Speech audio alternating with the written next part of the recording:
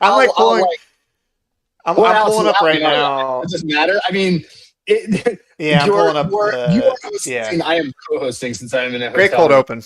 Really good cold open. You're watching Dad's Bet Baseball.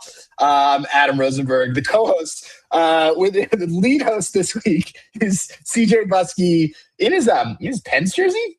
Nice.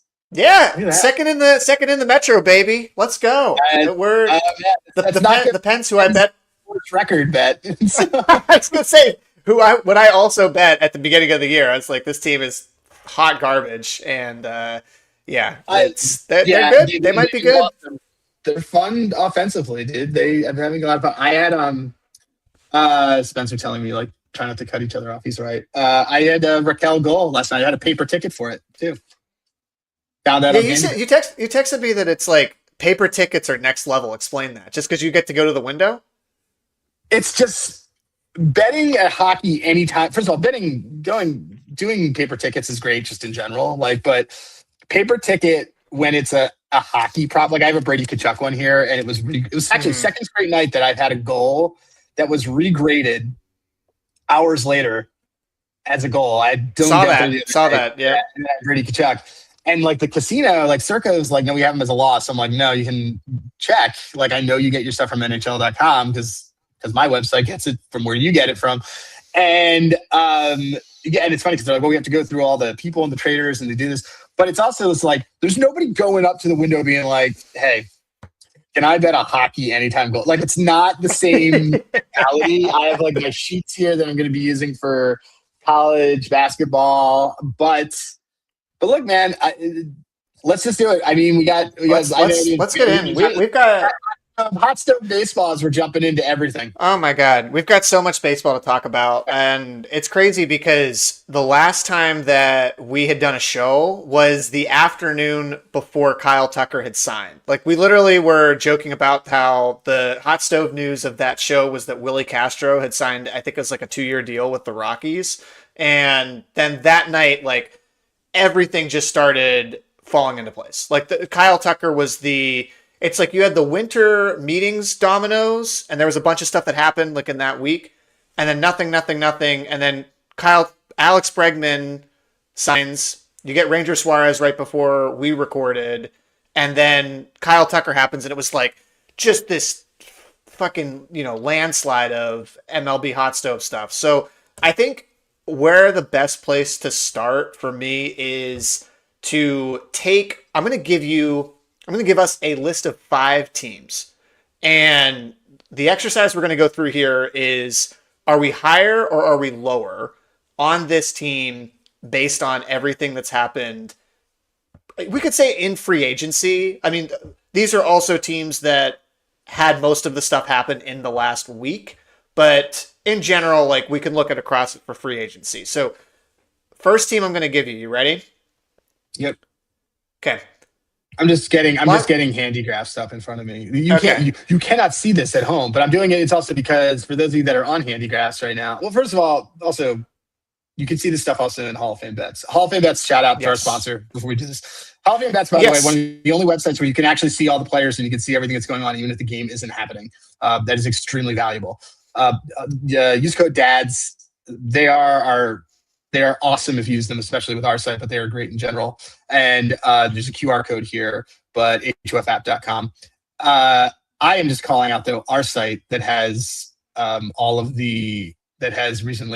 added all of the batters. So anyway. Yeah. Handigraphs does have off-season mode right now. So if you do go to the site, you have a sub. You can see all of the literally all of the players, the starters and the batters from 2025 and all of the color coding that goes along with it. So have fun, play around with it. It's exactly for this type of exercise. All right, so first team.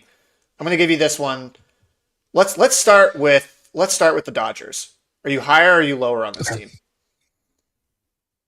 I am neutral on this team. No, is that an option or is that a cop out? No, you could say nothing's changed. Nothing's changed my opinion. Nothing's changed. Nothing's changed for me. Nothing's changed for me. Are they fielding the best roster? Yeah. Are they the oldest team in the league? Yes. Were they the oldest team in the league last year? Also, yes. There are players on this team that I am higher on this year than I was last year, based on how things went. For example, I'm higher on, even though he did great, I'm higher on Blake Snell this year than I was last year. Actually, now that I think about it, I'm a little bit higher. You know why I'm higher on the Dodgers than I was before? It has nothing to do with Kyle Tucker. It actually has to do with Okay. the fact that a lot of their young guys are going to be coming back. Like I think Emmett Sheehan's really good. And River Ryan, I'm a huge fan of. He's a pitcher who tore his elbow 2 years ago. The team has a lot of pitching depth.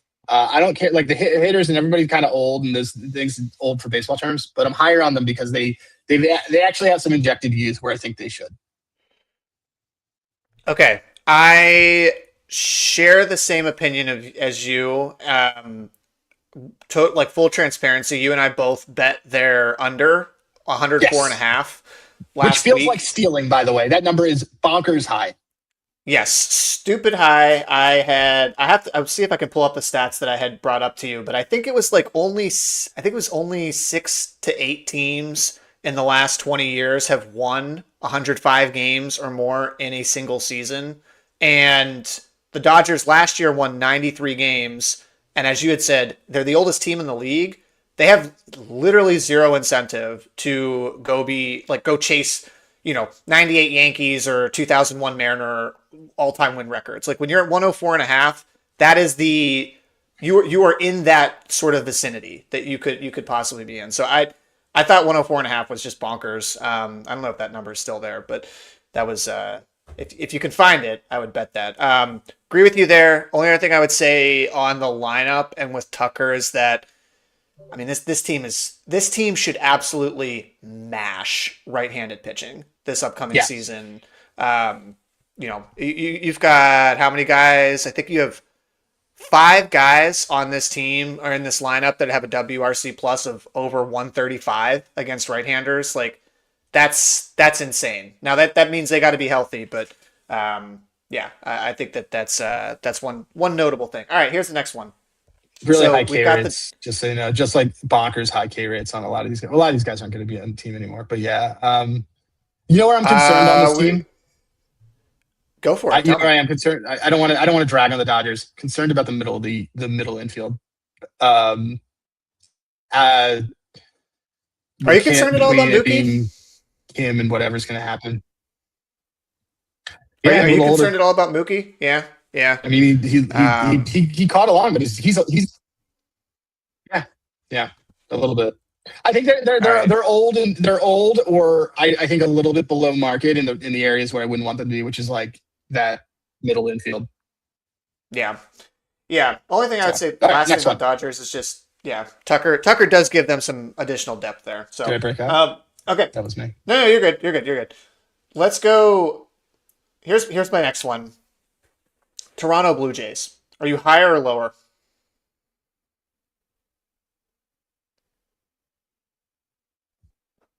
Spencer, did we lose Berg? Okay. Yeah, we'll wait. All right, so I'm gonna jump in and I'll just talk a little bit about this one, and just go. We'll wait for Adam to jump back in. But Sorry, I don't know why I got booted. I don't know. There you okay, go. well I'm gonna give my opinion now because I was about to go into it Do it. anyways, and then Do it. we can hear yours. So I said the Toronto Blue Jays. For me, I am lower on this team, and this is the one team out of the Kyle Tucker saga and the Bo Bichette and everything that happened in the last week that I actually do think has a somewhat of an impact because so you look at the moves that they've made this offseason. They struck early. They go get Dylan Cease, not a guy that you and I necessarily have been super high on, like to begin with. I mean, if you go look at his season metrics last year, take out the ERA, actually a lot of stuff does line up pretty well, but I don't love that he doesn't induce a lot of he's like very low ground ball type of pitcher while giving up a lot of fly balls, and his batted ball stuff is just not good. And he's also fairly inconsistent. So you look at the rotation and it's Gosman, Cease, and I guess Savage is going to be like your top three, which is fine, but that's not the rotation that you're going up against. I like Boston's rotation better. I like Baltimore's rotation better. I like the Yankees' rotation better Yeah. than Toronto's, right? So then we go and you look at the lineup of the guys that are going to be on this team. And if I go and I remove some of the filters right here, like I'm looking at to talk about K rates. This is a team that will absolutely have a lot of guys that strike out quite a bit with Santander, who should be, they're going to depend on him a lot. You also have a team that is banking on a George Springer season at age, what, 36, 37, to basically be a almost 6 WAR player in 2026 to repeat what he did last year, unless you can get similar contribution from Santander, who's never been that type of player. So for me, like Boston, Yankees, Baltimore all got better. This team, this team got worse after free agency, and I'm a little bit lower on them. Yeah. By the way, Spencer, I see you saying just the answer. I was frozen. I'm sorry. All right. He's like, I didn't have camera fright. I think the biggest thing that I would really like, I agree with you on all that. I think objectively their lineup is worse. Oh, that was for CJ. Objectively, their lineup is worse. And I'm looking at Santander. They bought high on Santander and it didn't work out because he crashed out last year. And I don't see a reason why he's another year older. Like that was the problem with signing him to a 5-year deal, is that you bought high on a guy that peaked late. So I don't like this lineup. I don't think you're going to get, I think that mostly a lot of this lineup is platoon guys, like, what's his name? Like Luke's, like Clement. Yeah. Like a lot of these dudes are Schneider. actually just Schneider. Like a lot of these guys are platoon guys. And, also the vibes are really bad when Bo Bichette, who came up through the organization with Vlad, doesn't sound like, we're going to find out more answers and stuff later, but I don't think I said this early when we did I said this all season, like people are forgetting that he was quote hurt 2 years ago and he really didn't want to be on the team. I don't think he wanted to be on that team, like at all. But also Bo Bichette gave a non-answer the other day when he was asked if he was going to opt out after the first year. He just stared and his agent talked for him. So whatever. But that it's a weird vibe for that. And another one that I pointed out, that you and I were talking about this yesterday, and then we can move on to the next one. Sure. Shane Bieber first 4 starts versus Shane Bieber last 3 starts. Watch for a Shane Bieber regression to the mean. I know he he came off a big injury, but his K rate cut in half his last 3 starts. I think that he is another year old. He's an older guy and he's off a major injury on that elbow. I don't know if he's going to be what people thought that he was going to be. And I think he sits right now as what, they're 4, they're 5. I think he is a 4, they're 5. And like, there's a lot of parts on this team that you're buying high on. Like, yeah, like, guess what the thing is with you, Savage? Now there's game tape on him. Like, it's so. I don't like this team more than last year. I certainly don't like them from a betting perspective, and I do think the other teams in their division got better in the ways that they didn't. Yeah, I think it's absolutely crazy. Like I'm looking right now on one of the books that Toronto has the second best odds to win the AL East at plus 270 when you've got the Red Sox at plus 330 and the Orioles at plus 460. I just like the Orioles lineup and roster construction a lot more than Toronto's, and I think there's legitimate upside with that clubhouse versus Toronto. We'll talk a lot about Boston as the months keep going, but like for them to be the second favorite for the division and only 6-1 to win the American League, like that's poison to me. Given the fact that they missed out on basically everybody in free agency besides Cease and I forget the Japanese guy that they got. Who has an ERA in the postseason over 5, by the way. Yeah. Cease. Not Cease was meant to plug a very specific hole for them, and he's very bad at that hole that they plugged him for. Yes. All right. Let's move on to the next one. So you said Bo Bichette. Okay, so we're lower on the Jays. Yeah. So you mentioned Bo Bichette. Now, before we get into this, all right, so I'm going to bring up this next team, which is the New York Mets. So I want to, as I've said on this show a couple times, that Adam, you were right about Pete Alonso. You were right about Pete Alonso. He did go to the Baltimore Orioles. I have a nasty text thread with you back in December that questioned the well-being of your state of mind and if you were actually a real baseball viewer and that you actually even follow the sport. But you know what I'm going to also do, Adam, is I'm going to pull up some texts where you might be wrong. And on January 15th, we are talking about Bo Bichette. And I did, to be fair, say I just haven't heard of any serious teams besides Philly. And you responded, yeah. Also, Dombo doesn't miss. Bo is a Phil. If he wants a guy, I think he overpays. So Bo is a Phil. Comments? Any? Do you want to say anything? Was I? Here's the thing. Was I wrong? Because apparently they met all. What happened? Dombo missed because he wanted to play. It sounded like he wanted to play for the Mets more at a shorter deal. Like, yeah, like I think we're both right here. Because he said to the Phillies, "I want 7 and 200," and the Phillies said, yep. "Yeah," and the Phillies said, "Yep." And they had the offer there, and then overnight, Stearns was like, "I'll give you 3 one-year deals with a bonkers AAV," and he's like, "Okay." So basically, $42 million. Yeah, yeah. So I don't know. Like they met his demand, but like.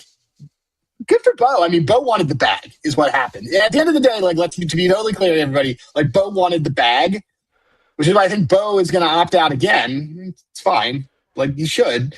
Because the perfect deal for, like, it doesn't make sense for Bo to have a 7-year deal with the Phillies because then when he comes into he'll be 29, comes into free agency then at 35. 35, he's not going to be able to get another thing. yeah. Right. Yeah. So, that's the way you have to think about this. Like he basically wants to be able to be a free agent again at 31. Yeah. Maybe 32, but 31 later. So, which he's going to be able to do with the Mets, even if he does play the whole contract. It's a better deal for him. I mean, I'll say this. There was props to David Stearns in the Mets front office for keeping this very well under wraps because there was no smoke at all coming Queens that Bo Bichette was even on the Mets radar. And I think a lot of that obviously was everything with Kyle Tucker.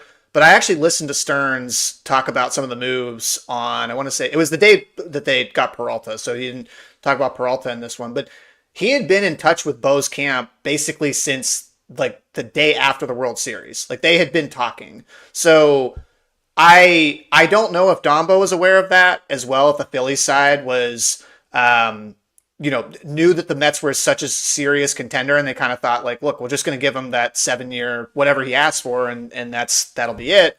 But it does seem to me like the Mets had pretty constant contact with Bichette and that there was, I think, a scenario last Thursday night where I think the Mets were hoping to maybe even get Tucker and Bichette, both of them. Like that could have happened on Friday. So I don't think it was like they panicked that they didn't get Tucker. I think Bichette was somebody that Stearns had been kind of eyeing from the get-go. So regardless, the Peralta trade happens this week.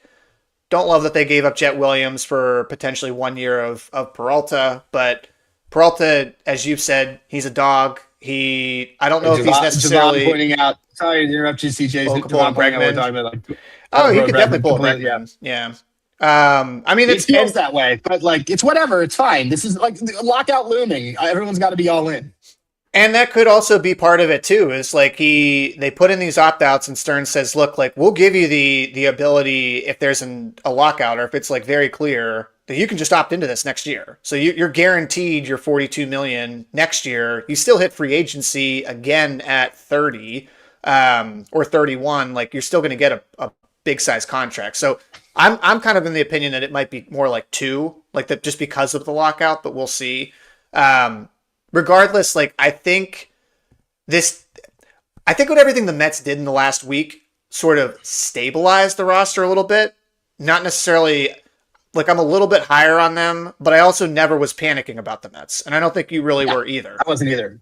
No, and I see Shreve saying Bo can't play third if that's what they're trying to do. That was the weirdest part about the Bo signing is that they seem to intend on him playing third or second or moving around. And all their moves so far this season have indicated, hey, we care about upgrading our defense. Because like you do not have Marcus Semien on your team if you are looking for hitting. And so that doesn't make sense to me, but whatever. I don't think it's a bad thing. I told you my high opinion of the Mets came from the signing the team a month ago. I think that the Jorge Polanco deal was a fantastic deal. Yeah. And I know that you were not as high on him as I was, and it was a little bit because it was a bad taste post Pete Alonso. But right. But he doesn't K. He had a monster year last year, and it wasn't even a career year. I think it's a great deal for them. And he's an exceptional clubhouse guy across multiple organizations. To me, the guy I am highest on that changed my opinion about the Mets is that they brought in Jorge Polanco. Oh, I love Jorge Polanco. He was also a dog in the postseason. He's, a lot of the Mariners players had talked about that too. Like, and all of the baseball savant, like advanced stuff with him. I mean, he had a 229 ISO last year. Like that is, he's pretty fucking that's good. Right? He's really good. Yeah. And I do think that Freddie also is a pretty good clubhouse guy from everything I've read, at least from some of the different Brewers, like Reddit subreddits, whatever. You mean Trevor? Like, bring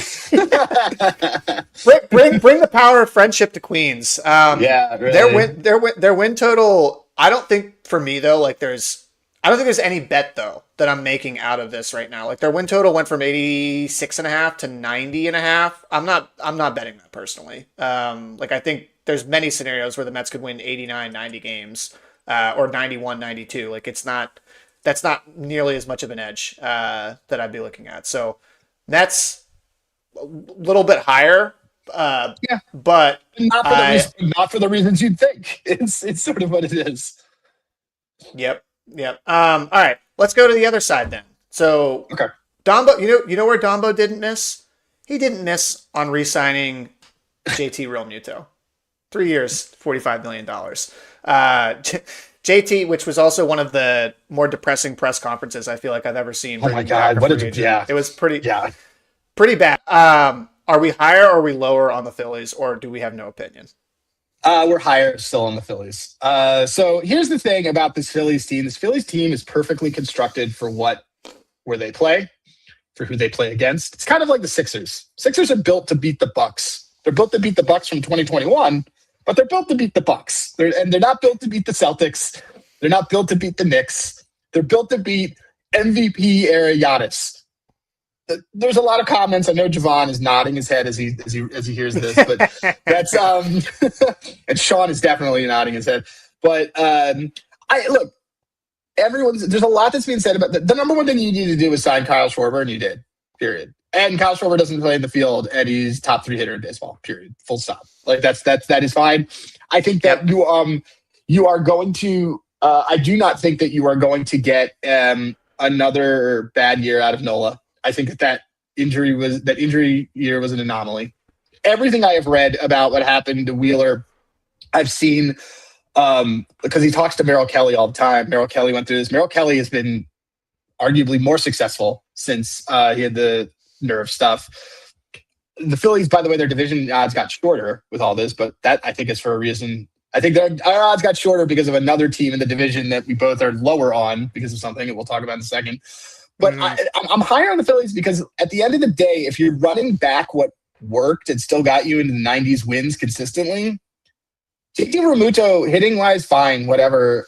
He's older. He's also called multiple no-hitters. He's one of the best catchers in baseball. You're going to have Painter in there, and you're probably going to have Painter and some of these new younger guys that you're going to have in there that you're going to be trying. I think that their bullpen looks fantastic. I really like some of the moves. They got a guy from Pittsburgh who I really like. They got Shogart and some other guys that went under the radar.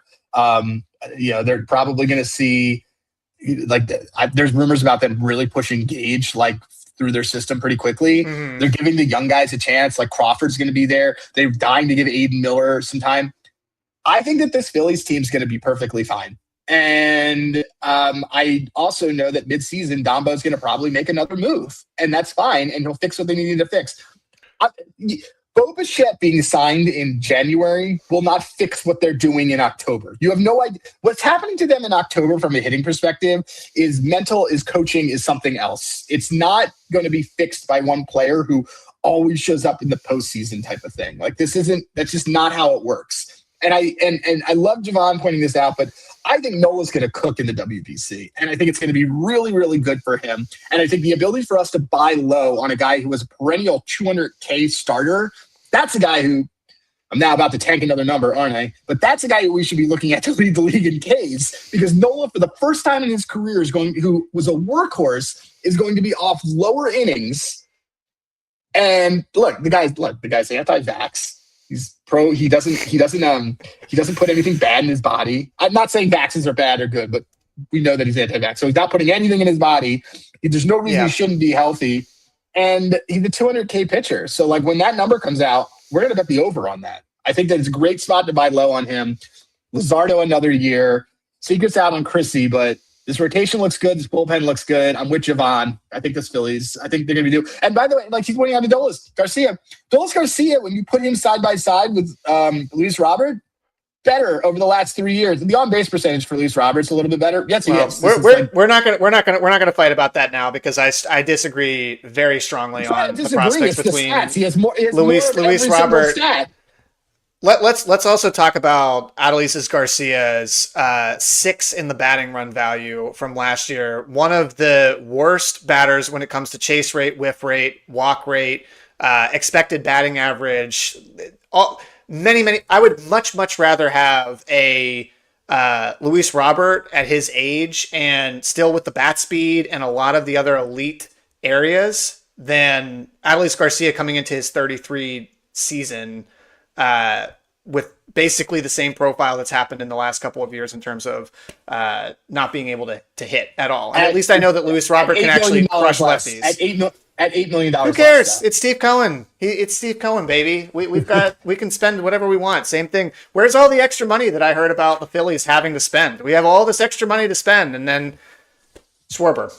So here's the only thing I would say. I don't think my opinion has changed at all on the Phillies. I think that people do forget that the Duran move in essence was like a free agency move in some capacity just 3 months earlier. Like and it's also switched sort of the dynamic we're used to seeing with the Phillies, in that super starter led, like being able to, that's their strength. Like they've had Suarez, Nola, Wheeler, Sanchez. Starting pitching has been what has been the cornerstone of this team. They still have a very, very good 1-2 without Wheeler even in the rotation, back with Sanchez and Luzardo. But now you have a much stronger bullpen. So while the starting pitching area losing Suarez and not having Wheeler back immediately, remains to be seen for me personally on Nola. Sure. I've seen his fastball velo drop like consecutively now for 3 years. I don't love it. But if he can be able to, his big thing is not a fastball. His big thing is a sweeper. Like agreed, but you still have to you got to be meeting some sort of like minimum requirement here on if you start getting he's not your four seamer under 90, That's fair. But it is the sweeper that I care about with him. My point being is I don't even think they necessarily need to like rely on Nola having a bounce back season, because I think the bullpen is in a much better position than it has been in prior seasons. So, and from a lineup standpoint, I mean, if you go back and you look on Handygrass right now, like they still had the one question I am kind of curious, like I guess they're just not re-signing Bader. Like Bader is still a free agent, I believe. First of all, no one signed Bader. That's what I'm saying. He's still out there. Guys that are still out there, it's a weird one for me. They wanted to give the job to Justin Crawford. I think that they would welcome Bader coming back in a platoon role, but they probably want to give him like a 1 or 2 year. I mean, look, Bader sticks for Bader, man, because he had a monster year and wanted probably more, and people are like, "You're still a platoon guy." So I mean, I get it. It just I mean, I guess he is. I'm looking on enemy of the show Fangraphs. roster We resources for the Phillies. we love Fangraphs. They're No, we do. It's very fine. They're just friendly of the show. they are. Just They just it's just funny. the worst graphs. Yeah, the worst graphs. I actually don't know what I'm looking for on this, but oh yeah, here as I'm looking at it, and then we don't have to do a ton of Phillies talk and stuff. I still like this lineup, man. Like that's just it's really hard to. I guess here's my thing. I should not have compared Adolis Garcia to Luis Robert, but Adolis Garcia is superior defensively to Nick Castellanos, and very Absolutely. much so. That yes. is absolutely that is a point I will definitely agree with you on. All right. Let's I think this lineup. Look, the lineup's fine. The pitching's the thing that they've always cared about. It's great. I think their bullpen is better than it was before. All right, let's move on to the last team here, which you sort of teased at, which is the team that is causing the Phillies to actually be a little bit shorter in the division, even after the Mets acquired Bichette, acquired Peralta, acquired Robert, and that is our friend Taylor's Atlanta Braves, who he will just only check in on us whenever something really bad happens with the Mets or the Phillies in the text thread because he has nothing to actually brag about with the Braves. So shout out there to you, Taylor. Braves, what is their offseason? Like they re-signed Ha-Seong Kim. Okay.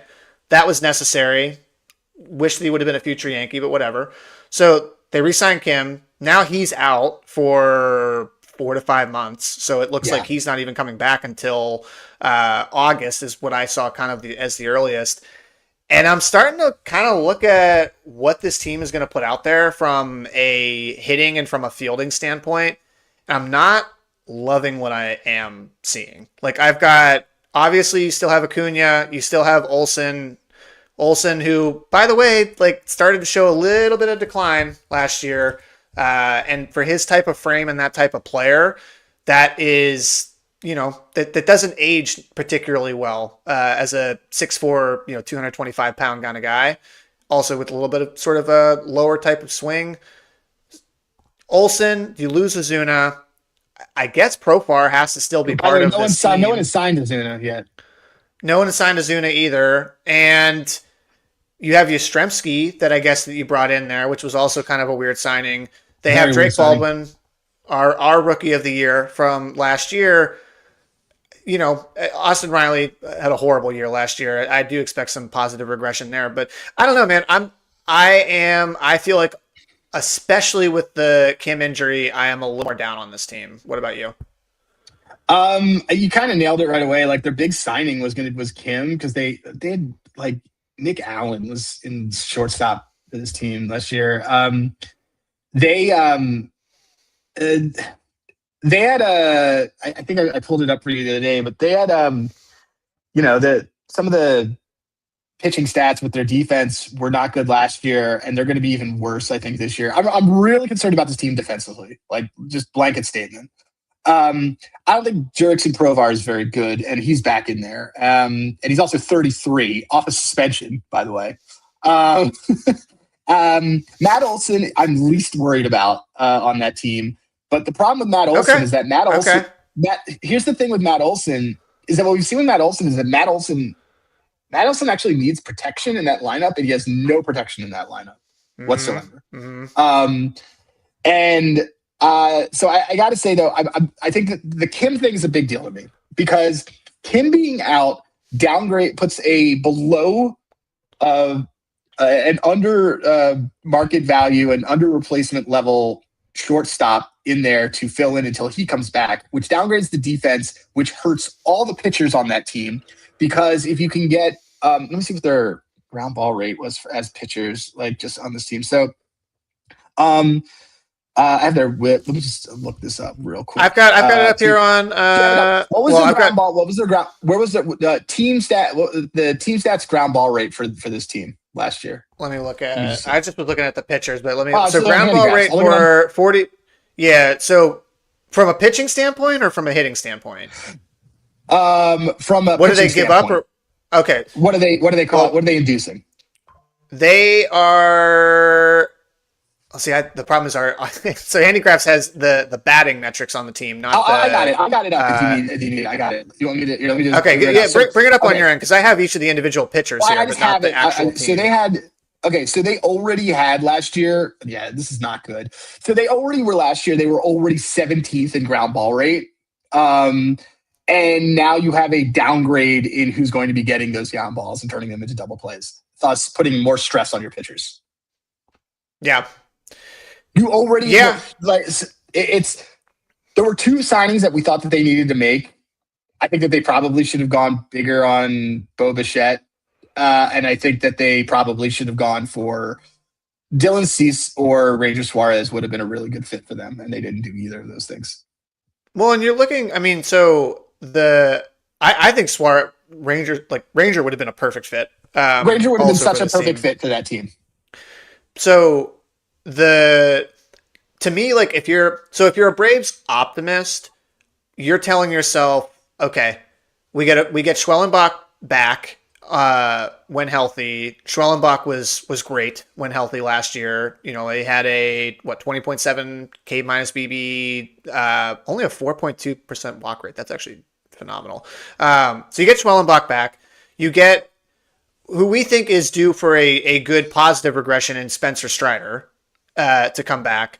And then, you know, you hope that Chris Sale, who is now how old? Chris Sale's got to be like, what, 36? Yeah, though Chris Sale is in his own league in terms of how he kind of. I think they just need to give him extra 36. rest. Okay. But let's assume you get maybe you get a 10% worse Chris Sale. That's still a very, very good starting pitcher. You know, he had a 2.58 ERA, 2.81 expected ERA last year. So that from a starting pitching standpoint, those three are really who you have to lean on. But man, if any one of those does not pan out, they're immediately in trouble because you go and you look at the other guys that they'd be throwing out there and who they had a lot of innings from last year. We're looking at the Bryce Elders, the Cal Quantrells, Joey Wentz, like Grant Holmes. None of these guys are going to be able to backfill the bottom of a rotation. I just think this team depth wise is like very, very thin. And now you lose Kim as well from the fielding standpoint. I'm looking at their win total right now and I'm seeing 89.5 wins. Like it's probably not a bet for me, but 89.5 does seem a little high based on some of the stuff that We'll get into it when we do their preview, but there's a lot less that I want to buy on with that. I didn't understand why you signed Robert Suarez and then you also re-signed Iglesias. Yeah. Iglesias was fine. Iglesias was like fine. I don't understand why they needed it. I don't know. Suarez. I mean, Suarez is elite. I get it. It's fine. He's good. He's good. He's good. I mean, and Yastrzemski is how much of a difference is there between Yastrzemski and Jared Kalenic? I mean, like, small. I guess. Yeah. Here's the other bullish case is that Michael Harris learns how to swing again. Like that if you get Michael, I'm always going to be high on Michael Harris. I just don't know where he's going to be in the lineup. Michael Harris should probably be leading off, to be completely clear. But they put him at the bottom of the lineup, and the problem is that this lineup has so many holes in between Riley and then everything else that the Braves, this is the last thing that we can kind of move on, but the Braves were at their best when Michael Harris's role in the lineup reset the lineup to Acuna starting on the other side of it, because you effectively had almost, it was like having two leadoff hitters because your 9 and your 1 were both capable of 200 hits. Mm-hmm. And now the problem is that you have a gap in terms of hitting talent between, I'd argue, batters 5 through 8. And to such a degree that doesn't help Michael Harris being at the bottom of that lineup anymore. That advantage is gone. Michael Harris, by the way, 83 WRC plus, and yet he was still a 3.7 WAR player last year, which is insane. Man. But that's how good of a fielder he is. That's why you and I are also always going to bet him for like hits leader, because if something changes and they're finally like, you know what, put him in. Like Michael Harris is great. Michael Harris is Rookie of the Year.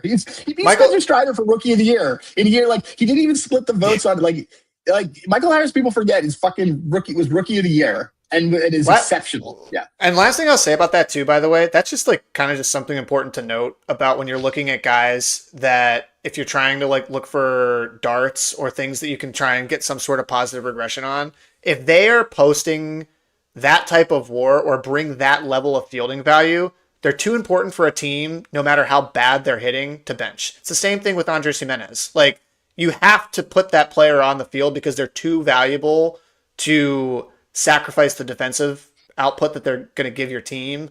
So no matter how much they suck at the plate, doesn't matter. He's still going to get at bats. Like, you're still going to have to figure out a way to put him in the lineup. And if they do figure something out, holy shit! Like you're looking at like first half of PCA last season as what you would be getting as sort of the best case. So all right, so we're both recap a little bit lower on the Braves. We're a little lower on the Jays. I'm no opinion on the Phils. You are somehow a little bit higher on the Phils, but that's that's the Philly in you. And then the Mets, I feel like we're a little bit higher, haven't changed, and Dodgers. I think Dodgers were just like no change at all. Like this is the last thing I'll say on the Phils is just I don't know. I don't have a reason to be lower on them. They were a 96 win team last year with the same lineup. Yeah, and they got rid of and they got rid of arguably one of the pieces that was hurting them the most, which was Max Kepler. And they're going to be getting rid of Castellanos. Like, so like to me, I mean, it's just, it's still like, I think it's because we're so used to these, like, are they in the same realm as the Dodgers in that lineup? No, but the Mets aren't either, other than, I mean, no, like I think there's no reason for me to be lower on the Phillies simply because they're a year older, I guess is the thing. I think the other thing I would just say about the Dodgers too is that, for as great as the Dodgers are on paper, and yes, if you continue to pay guys and bring in roster pieces like that who are going to be 4 or 5+ WAR win players, your floor is just exponentially higher, which is going to always put you in a pretty good spot to either win the division, make the playoffs, and make a run. That being said, it's not like the Dodgers have dominated in the postseason either with as amazing as this roster has been on paper. They were one game away, a bullpen game away from losing to the Padres, which the Padres, in my opinion, just shit the bed.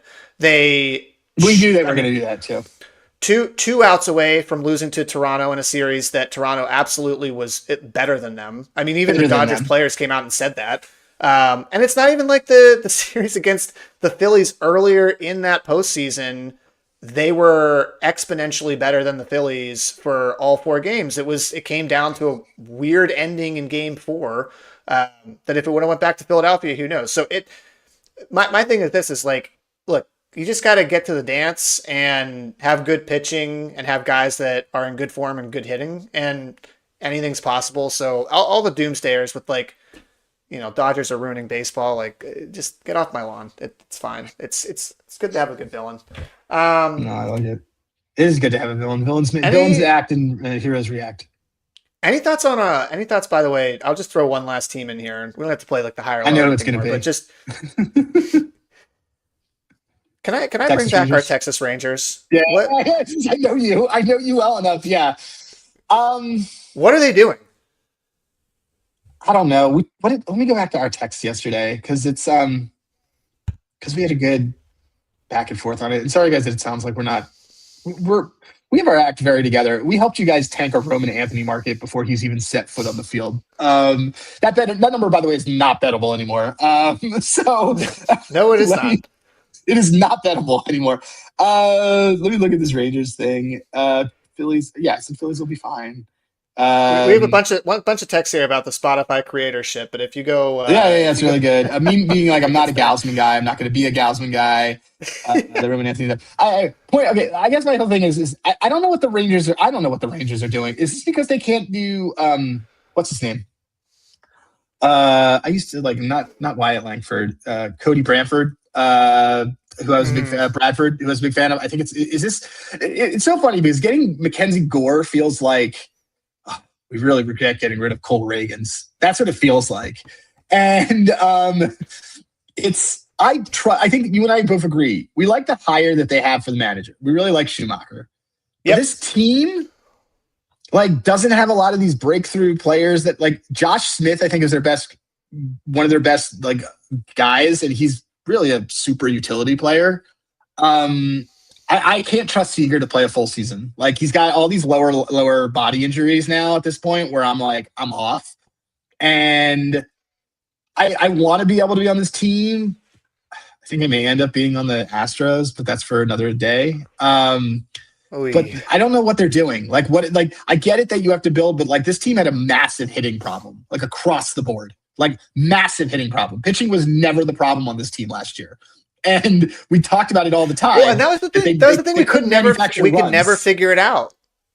No, we could not figure out. I mean, they literally they fired their batting coach. What was like, I think in May, and we're like, okay, like they fired the batting coach. They're bringing in somebody else. Like everything says that this team should be hitting more, and then they just never hit. Like, and yeah, you trade out Simeon, who obviously can't hit, for Nimmo. By the way, also can't really hit unless Trump is unless Trump's having a good day. Yeah, I mean, if they're playing a winter league this week, Nimmo would have been on fire, mashing this week. But look, Wyatt Langford is. I still believe in that guy's talent. I don't know what happened to Evan Carter. I think Evan Carter was somebody they also had a lot of equity in. He got injured all the time. Also Nimmo, another guy that does get hurt. And then you bring in, we like the moves they made last season because they brought in Jock, who I think is just washed at this point. I hate to say it, but like it just doesn't. He's not the Jake same Berger. guy. They optioned Jake Berger last year. Remember? Yeah, they did. So like, if Seager is not going to be in this lineup for most of, like, if you can't guarantee me that Seager is in this lineup at least 80% of the season, I'm not sure what to do with this team. And I've just never been a big Mackenzie Gore guy. I think like me neither. He got off to such a hot start last year with a 13 strikeout game on opening day, which we talked about it on one of our shows. A lot of it was just because of the shadow effect in the sort of early April day games. But seriously, like that, he was a monster from a K standpoint the first 2 months and sort of fell off a cliff after that. So like the stuff's there, but I mean, he also had almost a 12% home run to fly ball rate last year. He gives up a decent amount of contact, almost a 330 BABIP. You can't go deep into games. Can't go deep in games. So I don't necessarily think that this is like making them exponentially better. And you basically gutted. I know they didn't trade. What was their top prospect that they ended up not trading? Was it Walcott? Yeah. I think it was Walcott. So they didn't end up trading their top prospect, but they traded basically everybody else. And if Walcott doesn't become the guy to replace Seager at some point, this team is going to be headed for a long couple of years. So we'll see, man. But I'm just a confusing trade for me, and also to say that Washington has just completely given up all hope. I'm ready for them to sell literally every player on that team and not be surprised. I mean, they're starting over. I mean, starting over from what? From what? They had nothing to start over from. They were starting over. It's just a bad move because now what's going to happen is like they're not going to get good quickly. And so guys like James Wood and Dylan Cruz, I don't think Dylan Cruz it looks like doesn't transition to. He has not made that leap that I thought he was going to. But it's really bad for James Wood because James Wood is basically going to probably have to get traded. And that guy, I think, is a generational talent. But his fall off the second half last year was mind-boggling, but that team's not going to get good while he's there. And they probably should sell. So, well, I think the problem also with that team is you've got an ownership group that is floating that they want to sell, and they have yet to sell the team. So they're in this weird limbo with the Lerners where they, I think, are ready to sell the team, but they're quietly I think they're almost waiting for this lockout to happen. And once they come out of it, then they will start seriously taking offers. But that also, it hampers every ability you have as a GM and building a team if you don't really have the owners invested in any sort of direction for what you want to do. All right, let me just do one quick shout out once again to Hall of Fame Bets. Use the code DADS, 7-day free trial, 50% off your first month.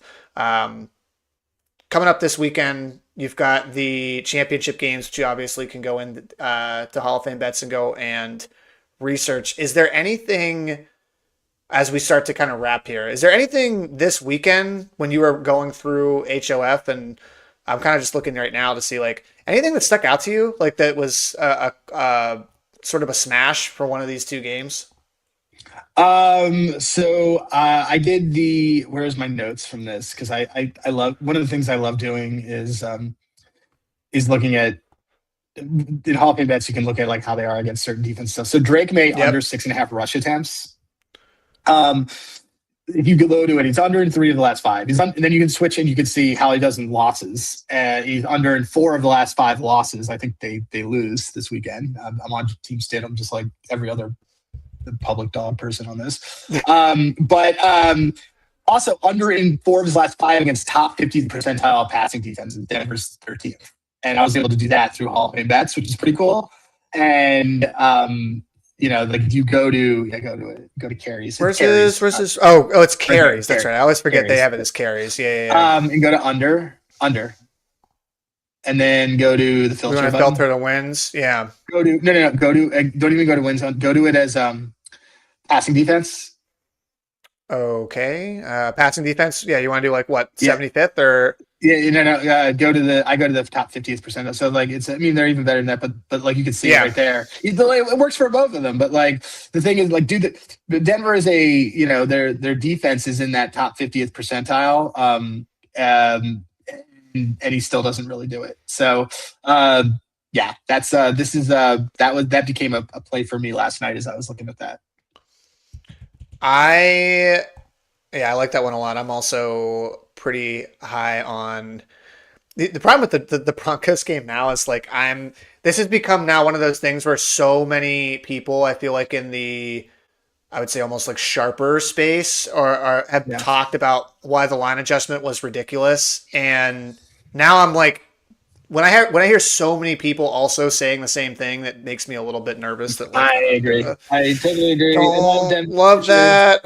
I have Denver futures, but it is what it is. I also can't find anything I love in the second game prop wise. I have Cooper Kupp 30 receiving yards, but I just don't have. Did you find anything you liked in that second game?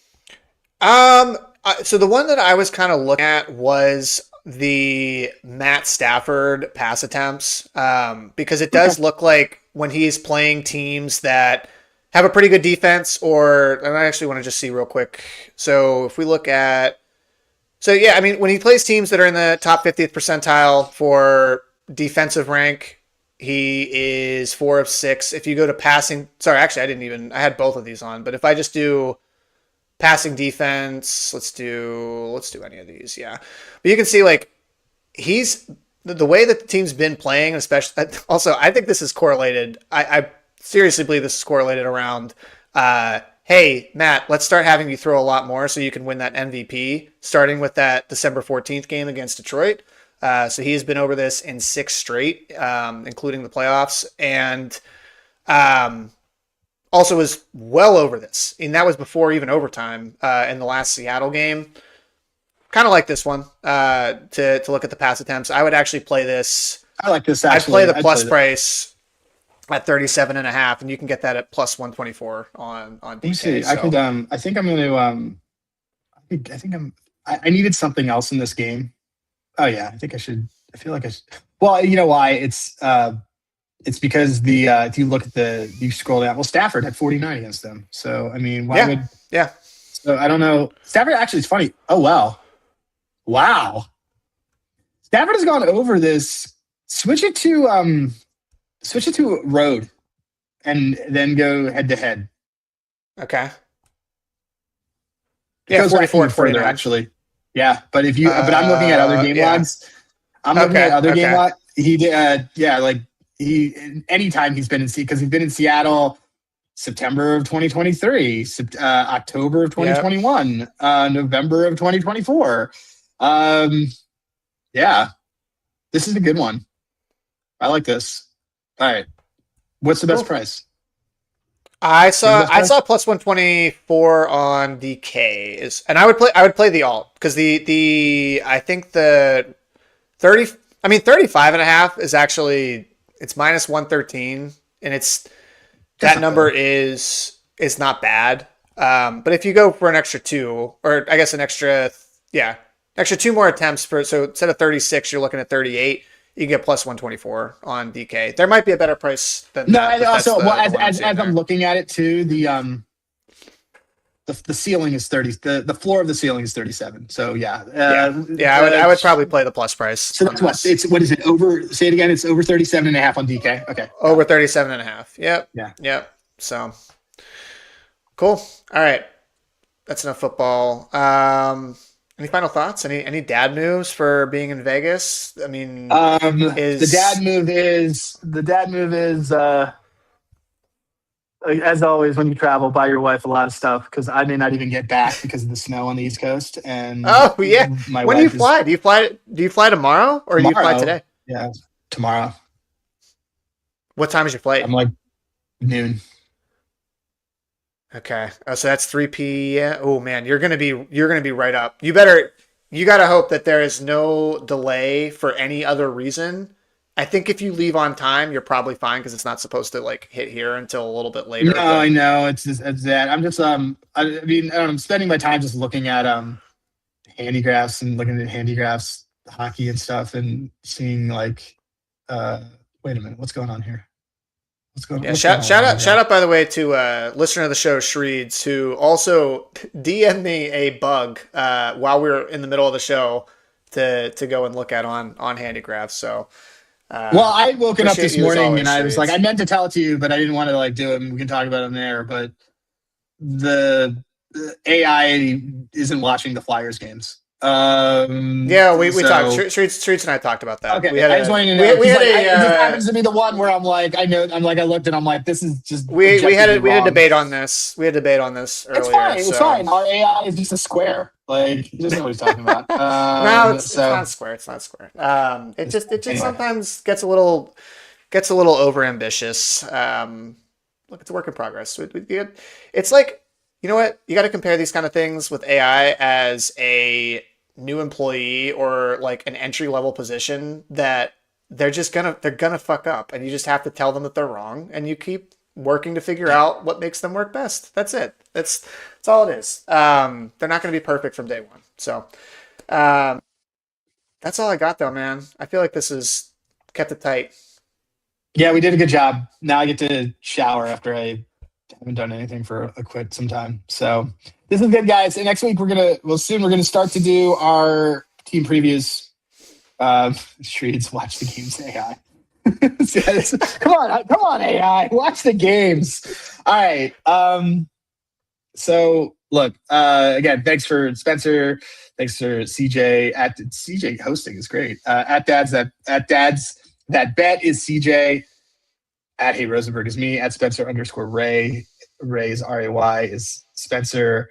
And then with everything being said, what is the final word, CJ? Dombo doesn't miss.